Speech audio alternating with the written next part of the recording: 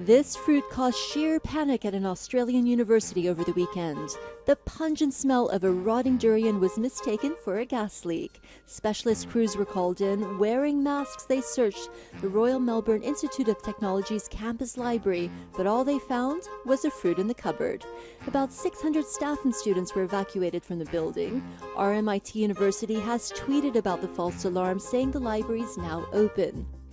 Durian's a tropical fruit commonly banned from hotel rooms and public transport across Southeast Asia.